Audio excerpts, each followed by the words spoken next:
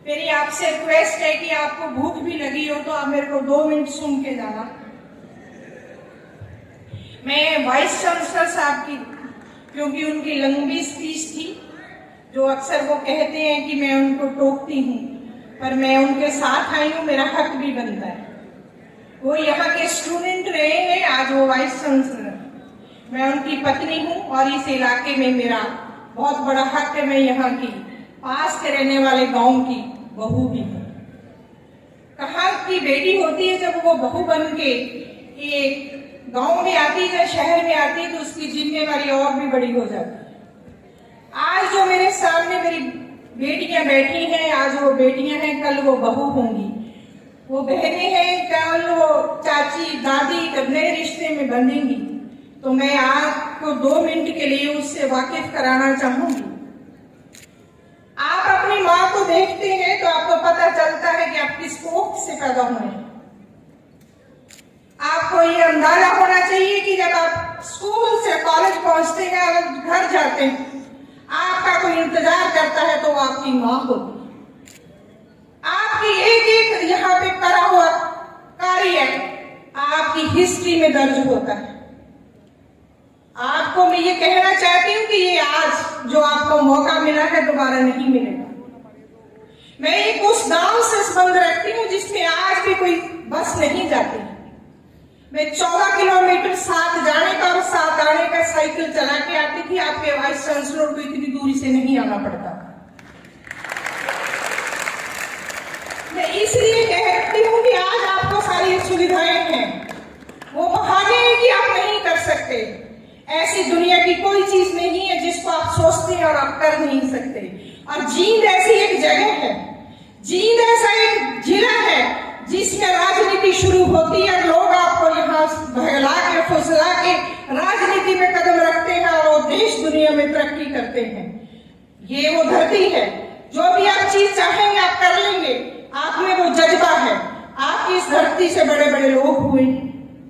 Recent आपको पता होना चाहिए कि इस गांव से, जिस गांव से वाइस चांसलर आते हैं, हमारे ही उस डिस्ट्रिक्ट का, उस गांव का, उस देश का एक छोटा सा इंसिडेंट आपने कुछ 2017 में एक फैसला आया था जिसको राम रहीम, हालांकि मुझे स्टेज से ऐसा नहीं कहना चाहिए और कहना क्यों भी नहीं कहना चाहिए।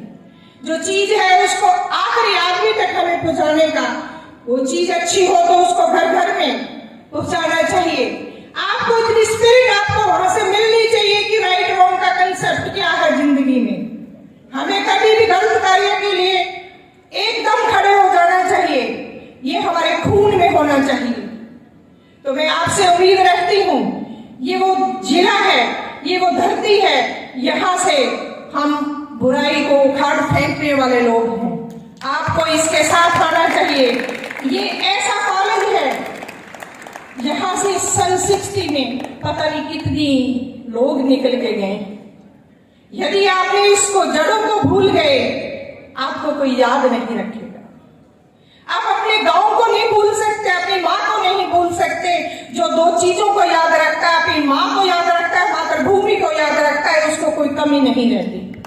जब अपनी माँ को भूल जाते हैं तो आप गलत कार्य करते हैं।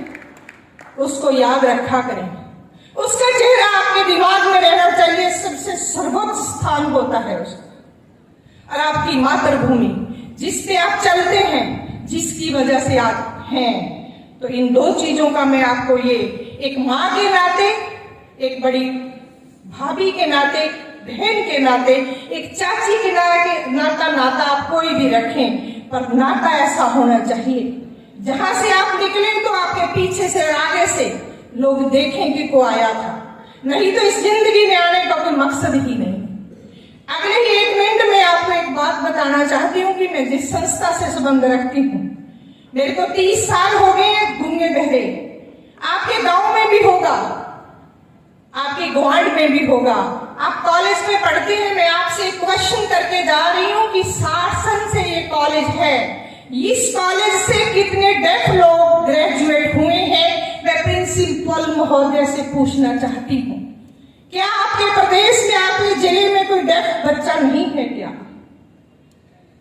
आप डिसेबिलिटी को आपके घर में होगा, आपके परिवार में होगा। यदि वो पीछे रह गया तो आपकी डेवलपमेंट, आपकी एजुकेशन किसी काम की नहीं। आज हमारे देश के डेफ लोग 50 लाख लोग हैं जो 2011 के सेंसस में आए हैं, उससे भी ज्यादा होंगे। आपके हरियाणा में 2 लाख डेफ लोगों की बात कर रही हूँ जो बोल और सुन नहीं सकते। मैं पिछले 30 साल में मैंने किसी भी स्कूल में किसी डेफ को पढ़ते हुए नहीं देखा। मैं कॉलेज में पढ़ी, मैंने कॉलेज में किसी को नहीं देखा। मैं आज यूनिवर्सिटी में अपने पति के साथ वहां उनसे भी क्वेश्चन करती हूँ कि वो लोग कहाँ हैं, वो 2 लाख लोग कहाँ हैं तो इसी ही धरती पे।